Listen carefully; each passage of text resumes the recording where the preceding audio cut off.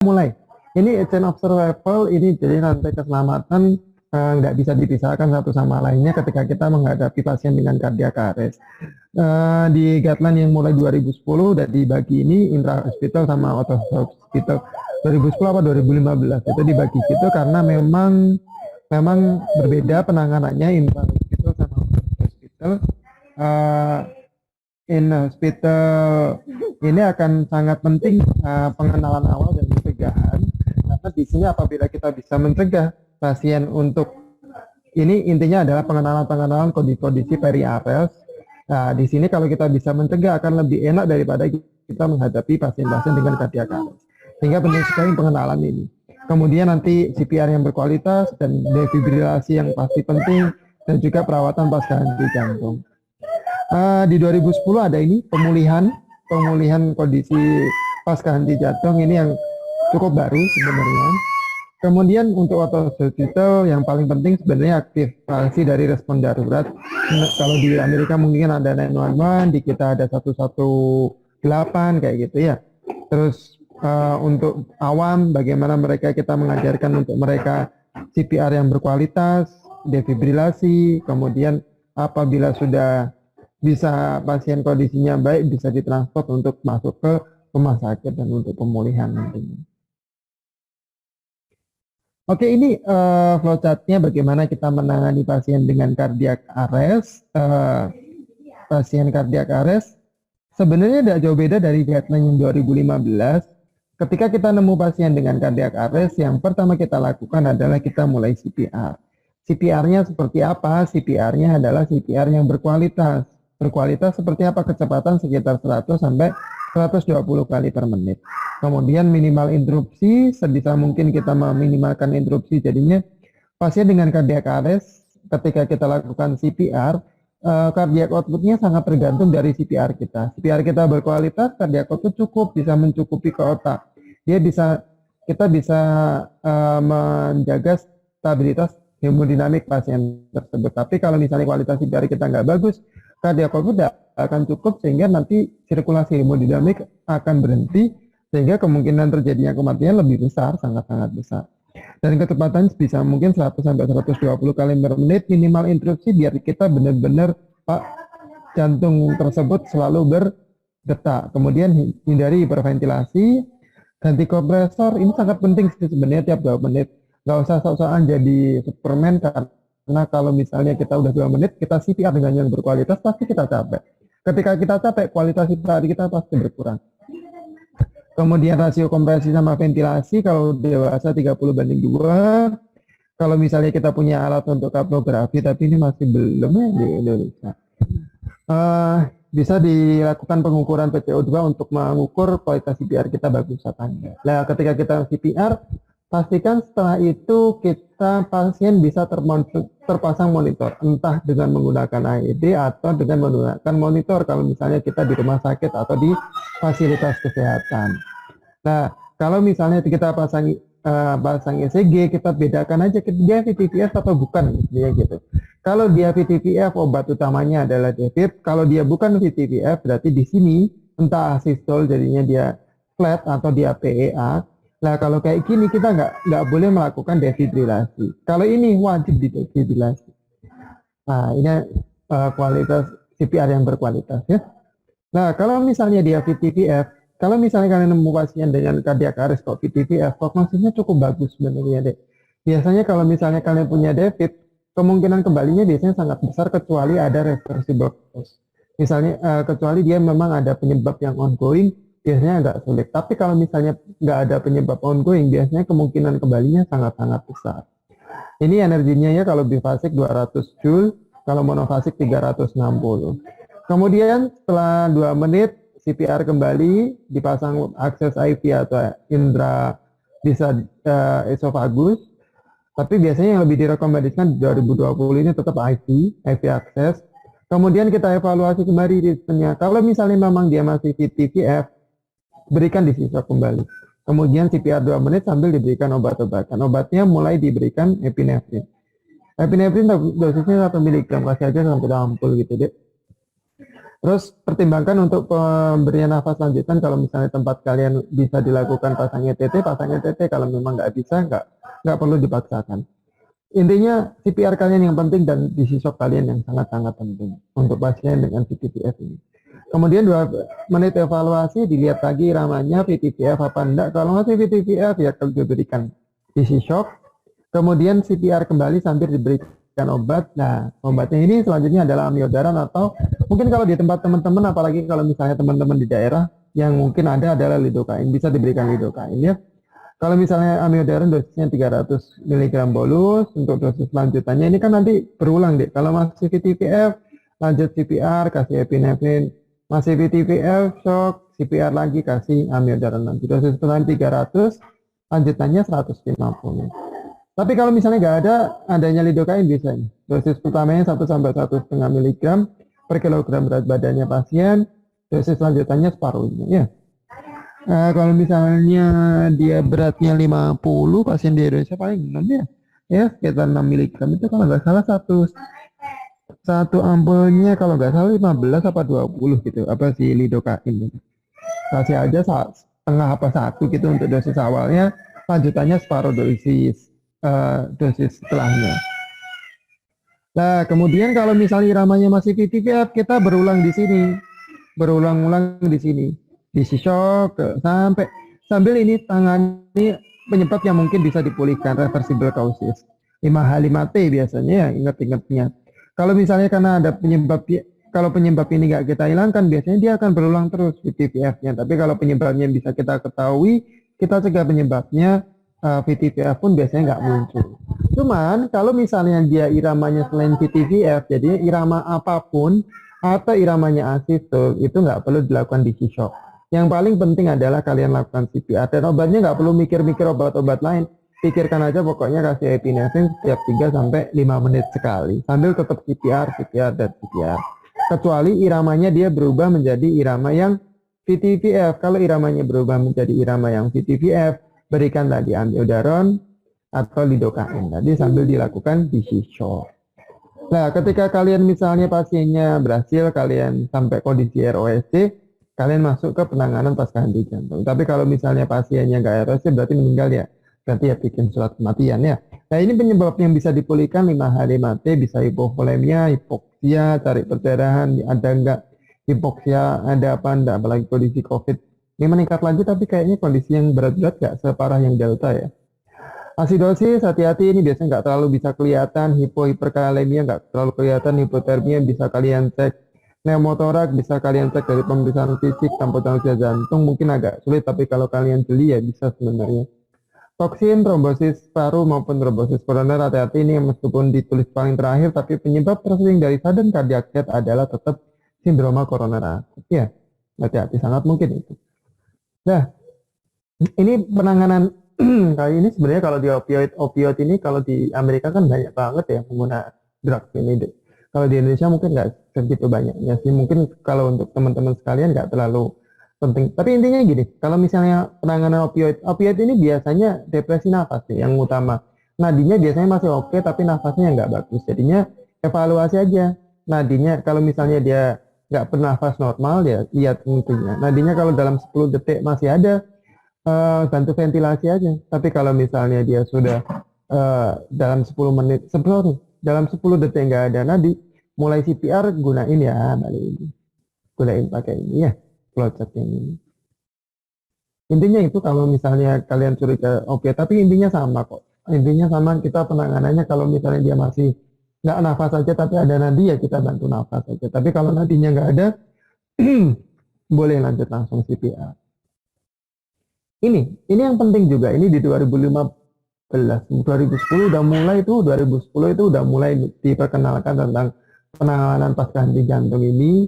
Sangat penting. Kenapa? Biasanya pasien dengan CPR kalian udah bagus, penanganan cardiac arrest kalian bagus, tapi ketika setelah ROSC kita udah senang, udah berhasil, tapi penanganan pasca henti jantungnya kurang bagus, akhirnya dia jatuh lagi ke kondisi VTVF lagi, akhirnya kondisi cardiac arrest lagi, sehingga nantinya ya jatuhnya banyak yang nggak selamat juga, sehingga penanganan pasca henti jantung jadi sangat penting. di guideline 2020 ini dijadiin lebih simpel, menurutku lebih enak seperti ini sih. Kalau di guideline yang 2015 itu masih agak panjang ini ceritanya. Kalau ini dibagi menjadi dua, fase stabilisasi awal sama stabilisasi lanjutan. Intinya kalau fase stabilisasi awal ya ABC itu deh. Breathingnya, RB breathingnya kalian evaluasi, bagus apa enggak. Kalau breathingnya masih tidak bagus ya kalian pertahankan. Saturasinya diusahakan ini nafasnya 10 kali per menit. Kemudian saturasinya diusahakan 92 sampai 98%. PaCO2-nya 35 sampai 45. Kemudian tensi, hemodinamiknya, tekanan darah sistoliknya diharapkan di 90 mm hidrakium atau min arterial pressure-nya di lebih dari 65 mm hidrakium. Nah, ini disarankan stabilisasi awal ya. Pakai vasopressor atau inotropik apapun yang kalian punya gitu. Intinya sebenarnya gitu sih. Kecuali kalau di sini sebenarnya nggak terlalu disarankan kayak dobu, tapi dobu kan jarang, nggak semua tempat ada. Di sini paling banyak kan adrenalin atau norepinefrin itu kan banyak kalian punya. Itu aja pakai yang ada apa, masukin aja untuk mempertahankan hemodinamik. Nggak ada anus khusus. Kalau dulu, harus masuk cairan dulu, kemudian habis itu vasopresor, harus norepinefrin kalau tensi sekian, kalau pakai dopamin gitu, nggak perlu yang kayak gitu sih, atau epinefrin. Kalau yang sekarang lebih dibikin simpel, pokoknya kasih aja vasopresor apapun, yang penting dia tensi naik. Dan memang dalam kenyataannya seperti itu sebenarnya. Kenyataannya sudah kita lakuin, tapi yang bikin tulisan orang Amerika ya jadinya guideline-nya Amerika. Nah, kemudian setelah ini fase stabilisasi awal sudah berhasil kalian lakukan, jangan lupa tetap ECG 12 hadapan. Kenapa? Tadi yang tak ceritain, penyebab utama 90% sudden cardiac death tetap penyebabnya adalah sindrom koroner akut. Jadi ECG awal ini harus tetap penting. Kalau misalnya memang dia ada STEMI atau kita ada curiga kelainan jantung lainnya, kita tangani kelainan jantungnya. Baru evaluasi ini manajemen lanjutannya, lihat pasiennya sadar apa enggak. Biasanya jarang tidak langsung sadar, kecuali memang sudden cardiac death-nya di depan kalian dan langsung kalian isi shock, bisa jadi memang balik. Tapi kalau misalnya enggak, biasanya komatus ini. Nah, kalau komatus ini evaluasi lanjutan ini untuk nanti biasanya biar bisa mendapatkan penanganan yang baik. Nah, ini target temperatur manajemen, perawatan kritis, suhu inti esofageal, rektal, dan kemih untuk mempertahankan dia suhunya baik. Terus normoksia, normokapni, pemantauan EEG, kemudian ventilasi yang melindungi paru, intinya jangan boleh hiperventilasi ya. Ini juga yang agak baru di guideline AHA 2020, manajemen pasca henti jantung tadi, karena sering deh pasca henti jantung, kita perawatan pasca henti jantungnya mungkin udah bagus, kita bisa mempertahankan saturasinya, kita bisa mempertahankan tekanan darahnya, tapi ternyata jatuhnya dia vegetative state atau mungkin kondisi neurologisnya jadi nggak bagus. Jadinya di sini direkomendasikan dalam 24 jam pertama dilakukan CT scan untuk evaluasi. Ada nggak kondisi infak atau kondisi lain dari kepalanya. Tapi kalau misalnya lebih dari 24 jam mungkin evaluasi menggunakan MRI. Kemudian ECG tetap penting, terus ini dan 20 SSRP ini sama evaluasi, intinya ini hampir semuanya ini evaluasi dari status neurologis dari pasien tersebut. Intinya untuk memastikan kondisinya vegetatif apa enggak, kondisi apa itu, kondisi sarafnya seperti apa, itu sangat dipertimbangkan memang pada guideline yang di 2020 ini. Karena memang udah mulai dengan guideline yang sebelum-sebelumnya, penanganan kardiak arrest itu sebenarnya kalau mengikuti guideline itu cukup banyak yang bisa terselamatkan deh. Tapi ya gitu, kita menghadapi permasalahan lanjutan. Jadi ya semakin disempurnakan dari guideline ini. Nah, ini intinya target temperatur manajemen, dibikin hipotermia, kemudian dilakukan penghematan, mulai di 48 jam harus dibatasi. Biasanya di sini kalau pasiennya biasanya memang dikasih, bisa jadi kalau misalnya dia ICU dia akan diberikan obat-obatan untuk sedasi. Tapi kalau di sini kita batasi, sedasinya kita kurangi biar nanti untuk bisa kita evaluasi dia udah mulai sadar atau belum. Oke, ini lanjutannya adalah ini kalau misalnya pada maternal deh, bisa jadi kalian nanti ngadepin kondisi henti jantung tapi pada ibu hamil. Intinya sebenarnya hampir sama dengan penanganan pada henti jantung pada pasien pasien normal. Tetap yang paling utama adalah CPR, defibrilasi jika terindikasi tadi, indikasinya kalau ada VTVF, habis itu intervensi ACLS lain yang di atas tadi. Terus yang penting ini sih, memang kalau misalnya maternal, memang kita menyelamatkan ibu dan anaknya sehingga penanganannya jadi sangat-sangat komprehensif ya, antara teman obstin, antara teman pediatri dan teman intervensi di sana, maksudnya entah dari teman jantungnya atau mungkin dari teman anestesi yang ada di sana. Sehingga diskusi tentang penanganan pasien tersebut sangat penting karena penyebab henti jantung pada maternal memang sedikit berbeda dari penyebab henti jantung pada pasien normal. Kalau sudden cardiac paling sering penyebabnya memang jantung, tapi kalau misalnya pada maternal bukan jantung sih biasanya dia hati-hati ini komplikasi anestesi bisa, perdarahan juga cukup sering. Kardiovaskular memang salah satunya, tapi biasanya bukan sindroma koroner akut, jenis yang lainnya. Bisa dari obat-obatan, mungkin emboli ini juga cukup sering. Demam, penyebab non-obstetrik umum di jantung 5H5T tadi, ataupun biasanya hipertensi pada kehamilan, PIB itu juga hati-hati ya bisa jadi. Sehingga penanganan lanjutannya ini yang sedikit agak berbeda. Nanti kalau misalnya memang hipertensi ya ini biasanya diberikan magnesium kayak gitu dan sebagainya. Intinya sama.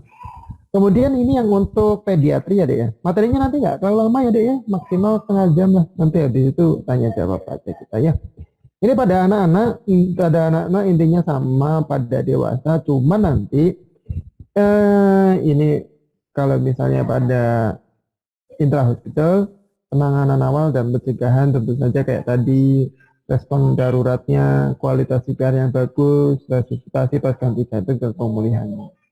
Kemudian kalau di hospital prevention penyebabnya berbeda dari dewasa. Kalau anak-anak choking seringnya tersedak kayak gitu yang bikin sudden cardiac death itu ya biasanya tersedak.